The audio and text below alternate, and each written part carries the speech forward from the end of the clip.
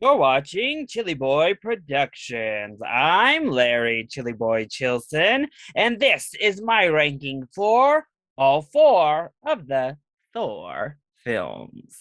Now, before we get into this ranking, make sure to go ahead and click that subscribe button down below so that you can chill with me on each and every one of my latest videos. With the release of Thor Love and Thunder upon us, I thought it would be fun to go ahead and rank all four of the Thor films we have received to date. That's right, Thor is actually officially the first character in the Marvel Cinematic Universe to have four solo films. So if you know me, you know I'm a bit of a Chris Hemsworth simp, and I am a huge Thor fan as a character. So what kind of fan would I be if I didn't come on and give my ranking for the Thor films?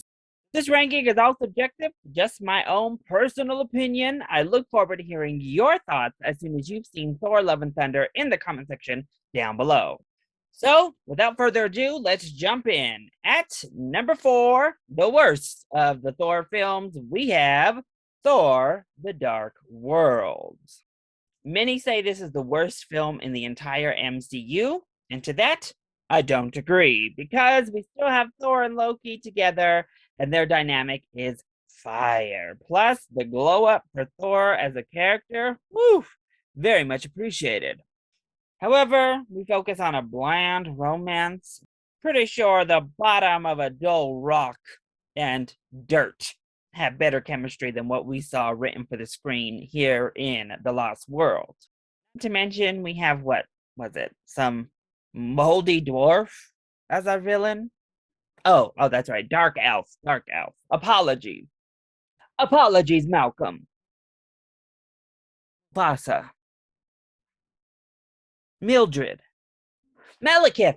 Malekith. The Malekith. That's right. That's the villain for Thor: The Lost World. Coming in at number 3, I have Thor. In my opinion, one of the most underrated films in the MCU. People give this one way too much flack because Thor is actually a pretty good film overall.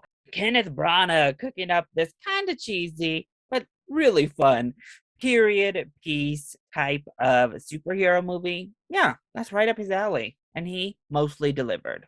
Plus, the fish out of water stuff was really fun and funny in this film. I thought it worked great because, well, Chris Hemsworth is great when you let him be a comedian. Though that final battle, yeah, it wasn't great. Very generic. Honestly, I could get that final battle confused quite easily with Man of Steel's final battle, but we don't have the 7-Elevens and the IHOPs in the way when it comes to Thor. But the main reason this film doesn't break the top 2 and deserves a bit of the slander, those eyebrows. What were you thinking?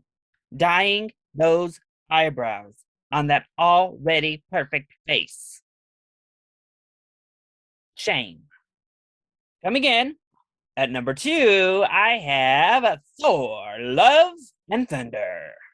Yes, the latest entry to the Thor franchise, Love and Thunder, is a lot of fun. It's a blast to watch on the big screen.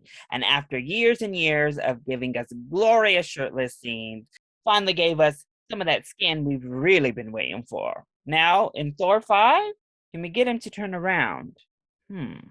Plot is fun. We have a menacing villain this go round. Natalie Portman is absolutely fire as the mighty Thor Jane Foster in this film. So good. Does a nice job of balancing the Taika Waititi comedy with a lot of really sincere character work. Action's a lot of fun, though I will say I don't think we're going to need the 4D stills to come out for the internet to start ripping the green screen to shreds on this one. Ooh. But as much fun as I had watching Thor Love and Thunder, my number 1 pick for the best Thor film is Thor Ragnarok. Taika Waititi's first go round at the character as director only was a blast. I love Thor Ragnarok. It's honestly one of my favorite films in the Marvel Cinematic Universe. After the second Thor film really botches trying to keep that comedic flow rolling, Ragnarok lets Hemsworth unleash his comedy talents, which are surmountable. Chris Hemsworth being mountable. Imagine that. Action is so fun. It is bright in your face. This colorful version of Asgard was amazing. Conflict with Hulk is a whole lot of fun. And Taika gave us our first glimpse of any type of booty in the MCU right here with Hulk booty.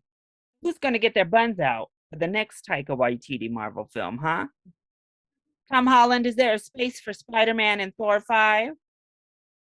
But the soundtrack is killer. Kate Blanchett is chewing up that scenery as Hela, who I think is an absolutely delightful villain. Really? I love everything about Thor Ragnarok. It's amazing. It's a great time. One of the most rewatchable films in the MCU, and still reigns supreme as my favorite Thor film to date. So that was my ranking for the Thor movies. I hope you enjoyed it. If you did, go ahead and click that subscribe button down below so that you can chill with me on each and every one of my latest videos. Also, don't forget to hit that like on your way out and join in on the conversation.